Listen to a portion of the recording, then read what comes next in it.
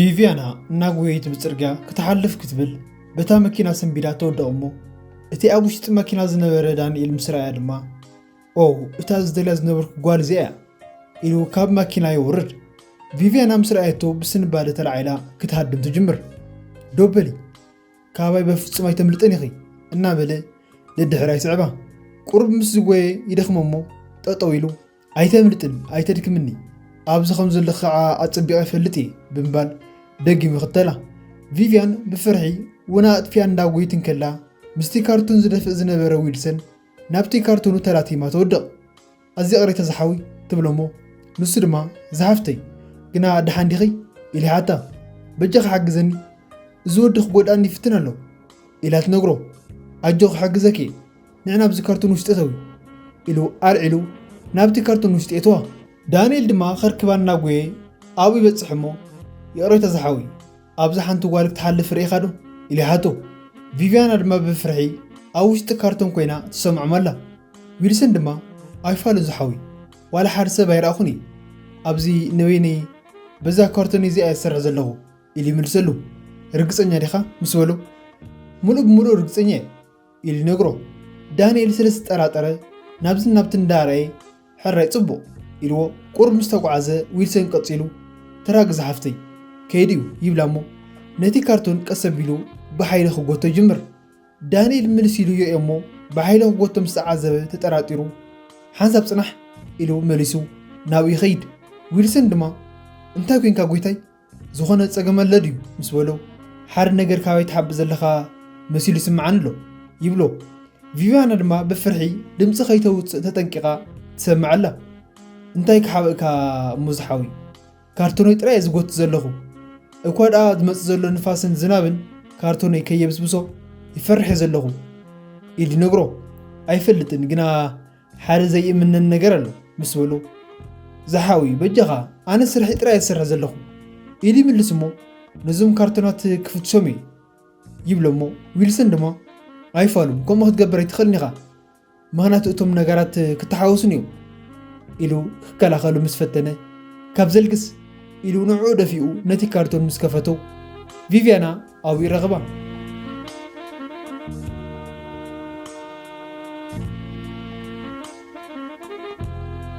ሽዑ እንዳሰሓቐ ኣብዚ ከም ዘለኸ ኣይፈለጥኩን ነይረ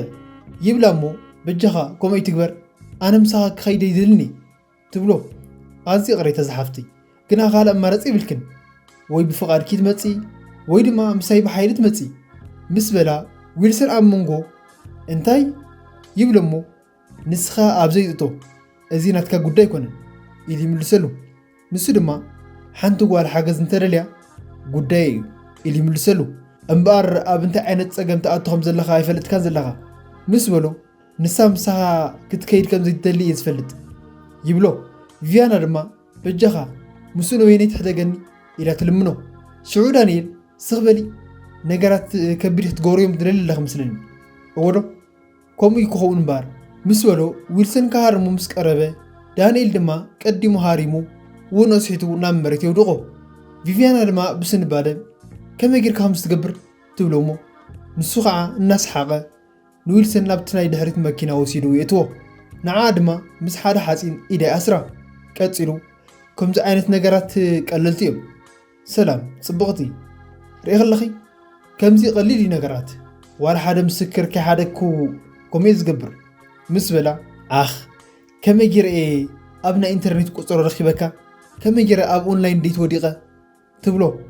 እዚ እቲ ቀዳማይ ስጉምቲ ጥራይ እዩ እቲ ዝበለፀ ገና ክመፅእ እዩ ይብላ እሞ ኣይፋሉን ከመይ ጌረ ብቐሊሉ ትሸዊደ ትብሎ። ንሱ ግና ሕጂ እውን እናተገላገፀ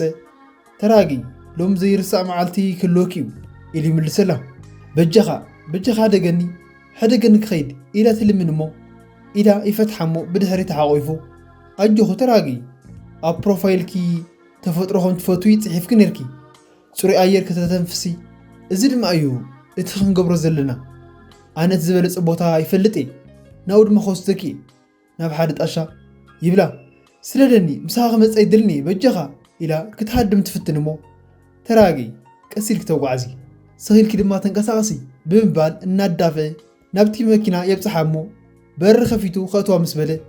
ስለምንታይ እዩ እዚ ንዓይ ዘጋጥመኒ ዘሎ ሕደግን ንክኸይድ ሓግዙኒ በጃኹም ሓግዙኒ ኢላ ዋላ እንተጨደረት እሰምዓ ግና ኣይረኸበትን ድሕሪኡ ደፊኡ እትዩ እቲ በሪ ዓጽሙ መንገዶም ይቕጽሉ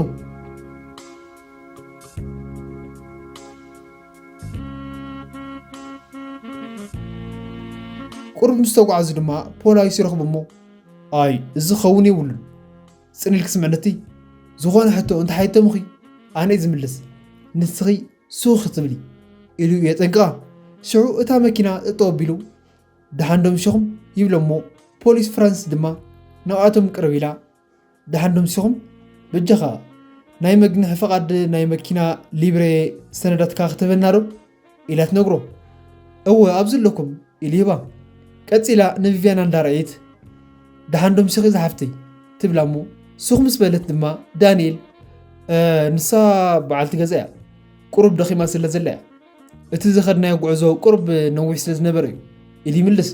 ንሳ ግና ኣብ ገጽ ቪቪያና ናይ ፍርሕን ጭንቀትን ኣስተውዒላ ስለ ዝነበረት ሽዑት ሰነድ ሒዛቶ ናብቲ መሳርሕታት ትኸይድ እሞ ዳንኤል ድማ በይኑ እዞም ፖሊሳት ትልመይ ከበላሹለይ ኣይኽእሉን እዮም ይብል ክሪኦ ሃብኒ ኢሉ ክሪኦ ምስ ጸንሐ ነታ መራኸቢት ሬድዮ ከፊቱ ሴንትራል ማእኸላይ መደብር ፖሊስ ናይ ገለ ሰነዳት ፍተሻ ክትገብርለይ ይደሊ ኣለኹ ሴንትራል ሰሚዕኸን ዶ ይብሎ እሞ ሽዑ ዳንኤል ካብታ መኪና ይወርድ ኣይሰምዱ ኩሉ ድሓን እዩ ራእዩ ቁሩብ እግረይ ክንቀሳቐስ ኢለ ዝወፀኹ ብዙ ሰዓታት ዝወሰደ ጉዕዞ ስለ ዝነበረ እዩ ቁሩብ ኣየር ክወስድ ደልየ ኣለኹ ምስ በሎም ፍራንሲስ ድማ እንታይ ትገብር ኣለኻ በጃኻ ኣብ መኪናኻ ጽናሕ ትብሎ እሞ ሕርሕር ኣይጨነቑ ቁሩብ ኣየር ጥራይ ክወስድ ይመጽእ ናይ ብዙ ሰዓታት ጉዕዞ እዩ ነይሩ ኢሉ ከረዳ ኣይፍትን ድሓን ደው ኢልካ ኣብ መኪናኻ ጽናሕ ኢለካ ኣለኹ ምስ በለቶ ተመሊሱ ናብ መኪና ይኣቱ እታ ሬድዮ ናይ ኔትወርክ ምቁርራጽ ስለ ዘርኣየቶም እናደጋገሙ ሴንትራል ሰሚዕኻን ዶ ሴንትራል ናይ ገለ ሰነዳት ናይ መኪና ታሪኽን ፍተሻን ሕጂ ይደሊ ኣለኹ ትብል ዳንኤል ድማ ኣብቲ ውሽጢ መኪና ዝነበረ ቡን ኣውፂኡ ምሳይ ዋላ ሓደ ሰብ ክፈዋኸር ኣይኽእልን እዩ ንመኳንንቲ ፖሊስ ቡን ክሰርሓሎም እዩ እናበለ መቕዳሕ ይጅምር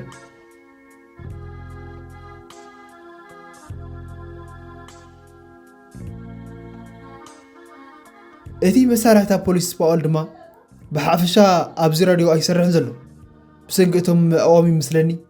ቁርብ ዞር ኢለ ክፍትኑ እየ ኢልዋ ይኸይድ ሽዑ ዳንኤል ነቲ ቡን ቀዲሑ ምስ ወደአ ኣዝዩ ጽቡቕ እዚ እዩ ኣብ ዘሎ እቲ ኣስማታዊ ሕሩጭ ብምባል ነቲ ሓሽሽ ናብቲ ቡን ይወስኾ እሞ ቪቪያና ድማ ነዚ ክገብር ከሎ ኩሉ ትሪኦ ኣላ ሽዑ ፖሊስ ፍራንሲስ ናብኣቶም ትመጽእ እሞ ዳንኤል ካብ ማኪና ወሪዱ ክብርቲ ፖሊስ ቡን ሒዘልኪ መጽእ ኣለኹ ሙሉእ መዓልቲ ከም ዝሰርሑ ይፈልጥ እየ እዚ ድማ ሓይሊ ክህበኪ እዩ እንኪ ንዓኸ እዩ ኢሉ ክህባ ምስ በለ የመስግን ክጭናቕ ግና ይነበረከን ትብሎ ቪቪያና ድማ ኣብ ውሽጢ መኪና ኮይና በጃኺ ነቲ ቡን ከይሰትዩ እናበለታ ምልክት ተሪኣ እሞ ኣይፋሉን ንዓይ ጭንቀት ኣይኮነን ግና ንዓኻትኩም ኣገዳሲ ከም ዝኾነ ይፈልጥ እየ እንክስተዮ ምስ በላ ነቲ ቡን ትቕበሎ እቲ መሳርሕታ ድማ ኣብዚ ኔትወርክ እናኣለሸ ሴንትራል ኣብዚ ዩኒት ቁጥሪ 12 እዩ ይብል ቪቪያና ኣብ ውሽጢ ኮይና ብጭንቀት በጃኺ ነቲ ቡን ከይሰትዩ ኣይፋሉን በጃኺ እናበለት ፍራንሲስ ትሪኣ እሞ ናብኣ መጥማት ምስ ኣብዝሐት ድማ ዳንኤል እውን ግልጽ ይብል እሞ ሽዑ ነቲ ቡን ናብ መሬት ተድርዮ ኦ ይቕሬታ ካብ ኢደ የምሊጥኒ ኣዚ ቅሬታ ዝሓዊ ምስ በለቶ ውሽጡ እንዳሓረቐ ኣይጨነቐይ ዘጋጥም ዳሎ ኢሉ ነቲ መስተይ የልዕሎ ይቕሬታ መሳርሕተይ ክሳብ ዝመጽእ ስሩዕ ናይ ፍተሻ ስራሕ ክገብርን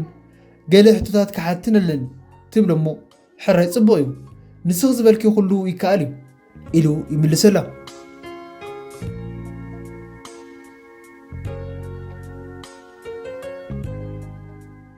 ኣብዚ ድማ ፖሊስ ፓኦል ሕጂ እውን ደጊሙ ይፍትን ሴንትራል ኣብዚ ዩኒት ቁፅሪ 12 እዩ ምስ በሎም ሴንትራል ሰሜናካ ኣለና ዩኒት ቁፅሪ 12 ተዛረብ ኢሎም ይምልስሉ ዳንኤል ፍራንሲስ ናብቲ መኪና ክትኸይድ ምስ ረኣያ ድማ እዛ ጓል እዚኣ እንታይ ተሓስበላ ነገራት ብኸቢድ ክትገብሮም ዘለላ ምስለኒ በለ እሞ ፓኦል ድማ ቀፂሉ እዎ ሴንትራል እዚ ናይቲ መኪና ታርጋ LAA 1234 እዩ ዶክመንቱን ካልኦት ነገራትን ከተረጋግፀለ ይደሊ ይብሎ ኣብዚ ድማ ፍራንሲስ ናብ ቪያና ቀርቢላ ዝሓፍተይ ናይ ስሩዕ ስራሕትታት ካሕተ ክደልየ ኣለኹ ድሓን ዲኺ ትብላ እሞ ንሳ ድማ ንዳንኤል ብምፍራሕ ብርእሳ እወ ዝብል ምልክት ተርእያ ፍራንሲስ ቀፂላ ብገዛእ ፍቓድ ክዲኺ ትጓዓዝ ዘለኺ ኢላ ተሓታ ሽዑ ዳንኤል ይመጽ እሞ ወዲ ክደሕተኺ ይብላ እሞ ዝሓዊ ናይ መወዳእታ ሕቶታት ጥራይ ዝሓት ዘለኹ ኢላ ትምልሰሉ ፓውላ ድማ እቶም መሳርሕቱ ከምዚ ኢሎም ይምልስሉ ዩኒት ቁፅሪ 12 እታ ዝሓተትካኒ መኪና ናይ ስርቂ ፀብፀብ ኣለዋ ይደግም ኣለኹ እታ መኪና ዝተሰረቀት እያ ብዝለዓለ ጥንቃቐ ስጉምቲ ውሰዱ ይብሎ ሴንትራል እታ መኪና ዝተሰረቀት ምዃና ተረጋግፀለይ ኣለኻ ዶ ሓቀይ ምስ በሎ እወ ብፆተይ ስጉምቲ ክትወስዱ ፈትኑ ብኡንብኡ ሓገዝ ክልእኽ ይብሎ ፍራንሲስ ድማ ስለምንታይ እያ እታ ጓል ዘይትምልሰለይ ዘላ ኢላ ተሓቶ እሞ ዳንኤል ቀፂሉ ነጊረክ ነይረኮ በዚ ጉዕዞ ደኺም እያ ዘላ ኢሉ ይምልሰላ ሽዑ ካብ ድሕሪ መኪና ገለ ድምፂ ዝሰምዕ እሞ እንታይ እቲ ድምፂ ኢላ ተሓቶ ዋላ ሓደ ኣይኮነን መፍትሕን ገለ ናይ ስራሕ ኣቑሑትን እዩ ዘሎ ኢሉ ይምልሰላ ንሳ ድማ ብውሽጣ እዚ ወዲ እዚ ካብቲ ክሪኦ ዝደሊ ንላዕሊ ብዙሕ ነገራት ኣለዉ ብፃይ ክሳብ ዝምለስ ምፅባይ ሓይሽ ትብል እሞ ቪቪያና ድማ ብምልክት እንድሕሪ ተርእያ ደጊማ ድምፂ ሰምዐት ድማ እንታይ እዚ ነገር ኢላ ተሓቶ ኣብዚ ድማ ፖሊስ ፓውል ሴንትራል ተረዲካዶ ሴንትራል ምስ በሎ ሰሚዐ ኣለኹ ይብሎ እሞ ኣዝኻ ጠንቀቕ ብፃይ ኢሉ ነግሮ ኦፊሰር ዋላ ሓደ ነገር የለን ይብለክ ከለኹ ምስ በላ በጃኻ ሕጂ ነቲ ናይ መኪና ድሕሪት ክፈቶ ኢላ ትእዝዞ ግና እኮ ዋላ ሓደ ነገር የለን ይብለክ ኣለኹ እንድሕር ደሊኸ ድማ ሕራይ ብገዛእ ርእሲ ክፈትዮ እንኪ ዘይበደል ኣይፈርሕን እዩ ኢሉ ነቲ መፍትሕ ሂባ ፓውል ድማ ኣይፋሉን ፍራንሲስ እናበለ ናብኣ ይኸይድ ሽዑ ዳንኤል ብድሕሪታ ወይኑ ቀሲሉ ሽጉጣይ ምንጥላ እሞ ቪቪያና ነዚ ምስ ረኣየት ድማ ክሕግዛ ኣለኒ ስለምንታይ ክንዚ ፍራሕ ዝኾንኩ ክገብሮ ክኽእለልኒ ትብል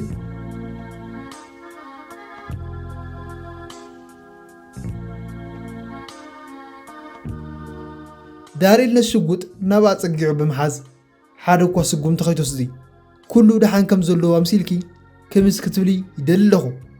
ኣብ ማኪና ዘላ ጓል ሕማቕ ዘረባ ንዛረብ ከም ዘለና ክሰምዕ ይብላን እናበለ ይፈራርሓ ኣብይ ስሕተት ትገብር ኣለኻ ትብሎ እሞ ሽዑ እንድሕሪት ገፃ የዙራ እሞ ቪቪያና ድማ ሓይሊ ክእክብ ኣለኒ ክሕግዛለኒ ኢላ ካብቲ መኪና ትወርድ ዳንኤል ድማ እቲ ስሕተትስ ንስኺ ጌርክዮ ኣብ ዘይምልከተክ ብምታውኪ እዩ ምስ በላ ብፃይ ክመፅ እዩ ክተምልጥ ኣይትኽእልኒ ኢኻ ትብሎ ንሱ ኣብዚ ክበፅሕ ከሎ ክድንቂ እዩ ትፈልጥ ዶ ኣዝኺ በላሕን ፅብቕትን ፖሊስ ኢኺ ግና ሕጂ ፍረ ገብርኺ ክትኽፈል ኢኺ እናበለን ክሉ ቪቪያን ብድሕሪት በትሪ ሒዛ ብምምፃእ ርእሱ ሃሪማ ተውድቆ ዝሓፍተይ ድሓን ዶ ኣለኺ ትብላ እሞ ቪቪያና ድማ ነቲ በትሪ ደርብያ እወ ትብላ ፖሊስ ፓኦሎ ተመሊሱ ምስ መፀ እንታይ ተፈጢሩ ስለምንታይ ዝወዲ ኣብ መሬት ወዲቑ ዘሎ ፀገመልና ድዩ ምስ በላ ፍራንሲስ ድማ እንታይ ኣጋጢሙ ኢላ ተሓቶ ናብ ሴንትራል ደው ኢለ ነይረ እዛ መኪና እዚኣ ድማ ዝተሰረቐት ምዃና ተፀብፂቡ ኣሎ ብህዳእቲ እውን ስጉምቲ ክንወስድ ኣለና ምስ በላ ቀፂሉ ግና እንታይ ኣጋጢሞ እዚ ኢሉ ሓታ እቲ ዘጋጠመማ ነቲ ድሕሪት በሪ ክኸፍቶ ምስ በልኩ ንሱ ፈራሪሒኒ ድሕሪኡ ቪቪያና ብድሕሪኡ መፅያ ከይተረድኦ ወቂዓቶ ንህይወተይ ድማ ድሒናትኒ ኢላ ትነግሮ ፓውላ ድማ ህይወትና ብምድሓንኪ ነመስግን ምስ በለ እቲ ክገብሮ ዝነበረኒ ዝተሓተ ነገር እዩ ኢላ ትምልስ ሽዑ ፅቡቕ ግና ዝወዲ እዚ ካብኡ ንስሓተ ይመስል ሓገዝ ክንሓተልና ምስ በላ ፍራንስ ድማ እወ እዛ መኪና እዚኣ ድማ ናብ ፖሊስ መደብር ክትኸይድ ኣለዋ ትብሎ ስለምንታይ ኢሉ ሓታ እሞ ንምርመራ ንዑ ንኸይድ ትብሎ ቪቪያና ድማ ኣይፋሉን ሓንሳብ ፅናሕ ኣብ ውሽጢ ዝኣሰረ ሰብኣይ ኣሎ ኢላ ትነግሮም እንታይ ርግፀኛ ኢኺ ምስ በለታ ኣነ በዓለይ ሰሚዐ ናብዚ ክንመፅእ ከለና ናይ ምውቃዕ ድምፂ ይሰምዕ ነይረ ንስቱ ኣብ ውሽጢ ዘሎ ትብሎ ድሕሪኡ ሓገዝ ኢሉ ምስ ፀውዐ ከፊቶም ይውፅዎ ድሕሪኡ ቪቪያና ምስ ዊልሰን ብሓደ እናኸዱ እምበኣር ኩሉ እቲ ነገር ኣጋጢሙ ምስ በላ እወ ንሱ ምስ ዋቃዕካ ونخا سعيد كان يركا قنا بحاجز أملاخ بلاويس مصيو تبلو واو ولا حد نجار يذكرني مسبلا اتا قداس نجار دحن من لوكاي إلى تنقرو من حاسب ونيرو هذا معلت نجوه كارتون كشيء وعيله إذا كله حل فيله مسبلا الناس حقت من كحاسبه يفلت اتحجزن نزمت أسب كندي تحطن حيا نسب كخون يله إلى تنقرو بار كله تزخونه واغاني رغو مالتيو يبلا هو بسنكزيو استلالنا استفقرنا إلى نتحقق في النار دراما أبزازب